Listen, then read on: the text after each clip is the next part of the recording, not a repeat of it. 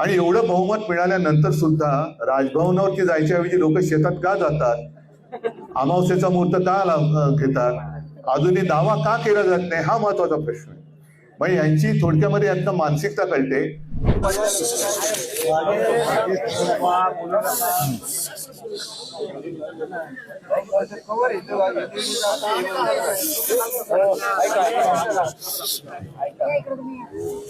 मी तसं पाहिलं तर माझ्या आठवणीप्रमाणे बाबा दुसऱ्यांदा या ठिकाणी आलेले आहे. पहिल्या कधी आलो तो आता लक्षात नाही, पण आजची भेट ही आयुष्यभर लक्षात राहील. आणि आपल्याला तर मी प्रथम भेटतोय. आपले आशीर्वाद घेण्याचं कित्येक दिवस मनात होतं. तसं मी विश्वंभरजींना बोललो पण होतं की मला यायचंय, बाबांचे आशीर्वाद घ्यायचे.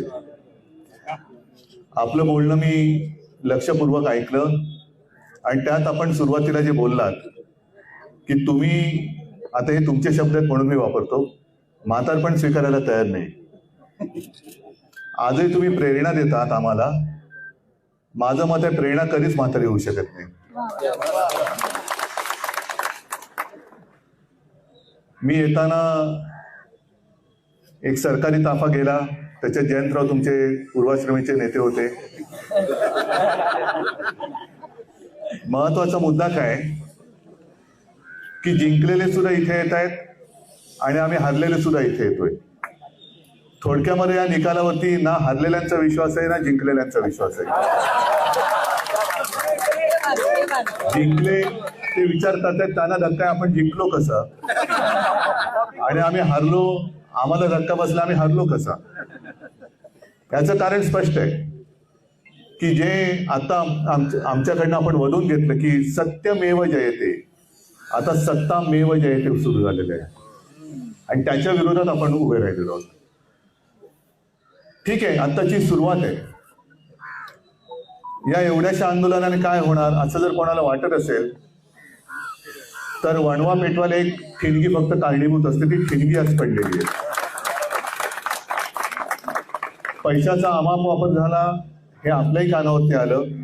आमच्यापैकी काहींनी, म्हणजे सगळ्यात तो व्हिडिओ तर बघितलाच विनोद तावडेंचा, योजनांचा भरपूर पडणारा पाऊस पाहिला.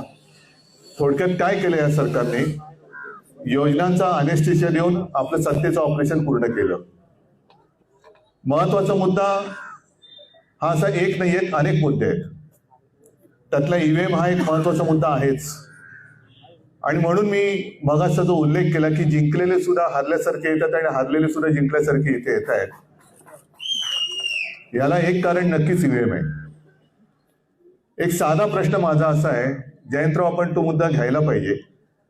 आपण आरटीआयच्या माध्यमातून इतर कोणतीही माहिती मागवू शकतो, पण बाबा आज आपला जो तुम्ही आठवण करून दिली, अगदी सुरुवातीला 1-2 वेळा मी तसं मतदान केलं बॅलेट पेपरवरती. लोकशाहीमध्ये माझं मत कुठे जाते हे मला शेवटपर्यंत कळण्याचा अधिकार तुम्ही आज माझा काढून घेतलाय. मग कोणीतरी म्हणेल की तिकडे तुम्हाला ती रिसीट दिसत नाही का? रिसीट दिसते, बरोबर आहे. मग ती रिसीट दिसल्यानंतर किंवा काय त्याला म्हणायचं व्हीव्हीपॅटवरची, ती दिसल्यानंतर जेव्हा आम्ही पुन्हा फेर मतमोजणीची मागणी करतो तेव्हा ती मोजणी का नाही जात? मग व्हीव्हीपॅटवरची जी निशाणी आहे किंवा त्या ज्या काय रिसीट येतात त्या सुद्धा तुम्ही मोजा ना. कारण मी माझं जे काय मत देतोय ते तुम्ही मला तिकडे दाखवताय, पण आतमध्ये रजिस्टर कसं होतंय हे काही कळत नाही. ते कळायला मला मार्ग नाही. आणि त्या यांचे पती यजमान निर्मला सीतारामन यांनी एक अत्यंत सोप्या भाषेमध्ये सांगितलं, परकला प्रभाकर, की त्यांनी सांगितलं की जी काही 76 लाख जवळपास मतं ही शेवटच्या तासात वाढली, सरासरी काढली, कारण ते मोठे गणितज्ञ आहेत. एवढ्या 76 लाखांची जर का सरासरी काढली तर महाराष्ट्रातल्या प्रत्येक मतदान केंद्रावर किमान 1000 लोकांची रांग पाहिजे. मला कल्पना नाही आपल्यापैकी किती लोकांनी शेवटच्या तासामध्ये 1000 लोकांची रांग बघितली. कुठेही तसा फोटो आला नाही, काही नाही. आणि सगळ्यात महत्वाचं म्हणजे आज एवढं मी 500 पेक्षा जास्त राक्षसी बहुमत मिळाल्यानंतर महाराष्ट्रात आनंदोत्सव का नाही? सगळ्यांची चेहरे हे असे विस्मयकारक काय आहेत? एवढं राक्षसी बहुमत मिळाल्यानंतर सुद्धा काही जणांना शेतात पूजा अर्चा करायला जावं का लागतंय? राजभवनवरती जायला पाहिजे. आम्ही तर गेलो होतो, आमचं तर काय, आम्ही 25-30 वर्ष एकमेकाच्या विरोधातच लढलेली माणसं होतो. पण जेव्हा आमची महाविकास आघाडी झाली तेव्हा पहिल्या प्रथम तेव्हा तर काय राष्ट्रपती राजवट लावली होती. आज कोणी दावा केलेला नाही. विधानसभेची मुदत संपून गेलेली आहे तरी राष्ट्रपती राजवट का लागली गेलेली नाही? ह्या सगळ्या प्रश्नाचं उत्तर कोणाकडेच नाहीये.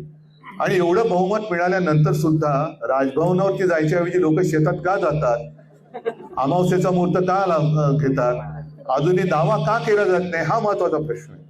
मग यांची थोडक्यामध्ये यातनं मानसिकता कळते की यांना सरकार येईल याचं असं कधी वाटलं नव्हतं. त्याच्यामुळे मुख्यमंत्री कोण होणार, मंत्रिमंडळात कोण येणार याची काहीच तयारी नव्हती. आणि ती नव्हती म्हणून आता जसं जागा वाटपामध्ये वेळ लागतोय तसं या सगळ्या वाटपामध्ये वेळ लागतोय. असो, मला असं वाटतं आज मी मुद्दामून आलो आपले आशीर्वाद घ्यायला, कारण कोणीतरी आम्हाला एक वडीलधार पाहिजे की तू करतोयस ते बरोबर करतोयस, तू करतोयस ते चुकीचं करतोयस ते सांगणार कोणतरी पाहिजे. आणि ते काम आपण केलेलं आहे. फक्त आता एक विनंती माझी आहे, मला वाटतं सगळ्यांची विनंती तीच असेल की आता आपण आत्मक्लेश करून घेऊ नका. हा आत्मक्लेश आपल्या एकट्या व्यक्तीचा नाही, हा आत्मक्लेश आपल्या देशाचा आहे. आणि जर बाबांसारखे अनुभवी तपस्वी माणसं, त्यांना हे सगळं पटत नाही. एवढ्या वर्षांचा सगळा त्यांचा एकूण कारकिर्दीचा अनुभव बघितल्यानंतर असं कधीच घडलेलं नाही असा माणूस जेव्हा सांगतो तेव्हा आपण पुढे जाणार आहोत की नाही? तर नुसतं ज्यांना भेटायचं, आपण इकडे संविधान वाचवलंच पाहिजे, भारत माता की जय, वंदे मातरम आणि हम सब एक आहे. नाही, हम सब एक आहोत तर ते एक आता संपूर्ण देशभर दिसलं पाहिजे, संपूर्ण देशभर दिसलं पाहिजे. नाहीतर ह्या अशा आंदोलनाला लोक म्हणतील ठीक आहे, केलं आंदोलन, पुढे काय? तर हे जनतेसाठी हे आंदोलन आहे. आणि माझं तर मत आहे जयंतराव, आपण आपल्या महाविकास आघाडीकडनं पूर्ण राज्यभर आंदोलन नेलं पाहिजे, पूर्ण राज्यभर. बघू ना किती लोकांना ज्यांना वाटते की नाही मी मत दिलेलं आहे, बरोबर दिलेलं आहे, ते येणार नाहीत. पण ज्यांना वाटते की नाही काहीतरी गडबड झाले ते आपल्या सोबत येतील. आणि अशी लोक जेव्हा रस्त्यावरती येतील आणि मोठं एक जन आंदोलन निर्माण होईल, त्याच वेळेला खरं आपलं जे महात्मा फुलेंचं म्हणणं आहे की सत्यमेव जयते, हे सत्य वाचवणं हे केवळ आणि केवळ आता जनतेच्या हातात आहे. आणि मला खात्री आहे महाराष्ट्र हा असा काही लेचापेचा नाहीये, तो शूरांचा, वीरांचा, साधू संतांचा सगळ्यांचा आहे. आपल्यासारख्या क्रांतिकारकांनी सुद्धा त्याच्यामध्ये भाग घेतला, आपल्यासारख्या समाज सुधारकांनी भाग घेतलेला त्याच्यामध्ये. तर असा हा महाराष्ट्र देशाला दिशा दाखवण्यासाठी पुढे आल्याशिवाय राहणार नाही, हा मला विश्वास आहे. आणि याच्यासाठी शिवसेना म्हणून जे काही करायचं ते आम्ही करूच.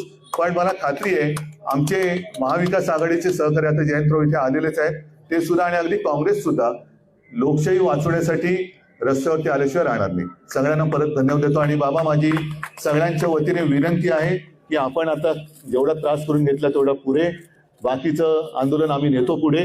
तुम्ही आता कृपा करा आणि जास्त त्रास करून घेऊ नका, मी मनापासून विनंती करतोय. आणि मला असं वाटतं विनंतीपेक्षा मी हट्ट करतोय, आपल्याकडे हट्ट करतो. आणि कृपा करून आपण आता